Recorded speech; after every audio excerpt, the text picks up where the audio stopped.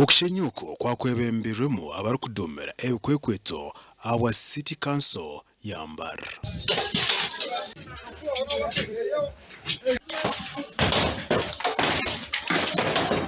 Aba nibagirango akatare ka Makhan Singh karimo imihanda eshatu kandeji eyine kutebwamu. Muhanda eshatu connectinga ninga sikweta links connecting Makhan Singh tutabana ahantu hamwe ahandi na hariya ahandi kuyanga tutaru so turongiza kuyopeninga nayo bagitamakire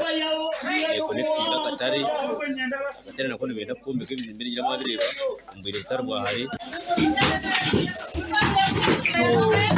bihuriraho bitukandi bizire batugambira bwanyuma y'ibiro biri byongo ngo bintu benda kushenya ando mwe barugire nyuma yo batugambira kandi tukategereze ngo bije batugambire be no mutongore bo biza batugambira na habure y'ibiro biri byongo.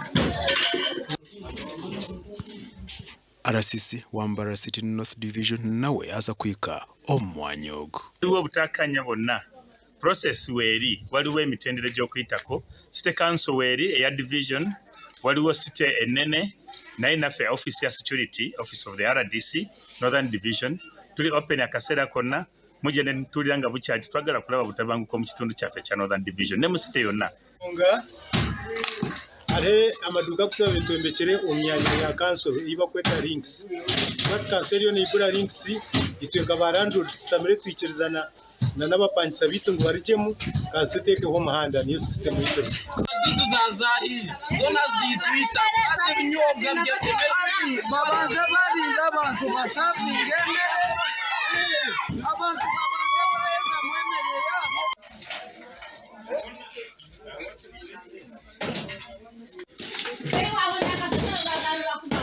gargejo City Council ready handling ine deski erukandoringa ebisonga nkezo nibazayo babahumuriza twatwine RDC hano yo wa South Division umukuru kanusu nawe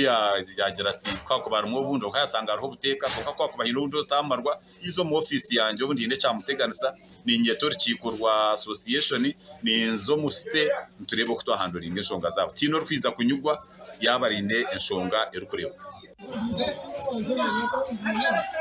Awa TV West ndi Senyomo Gideon aho Mbarara.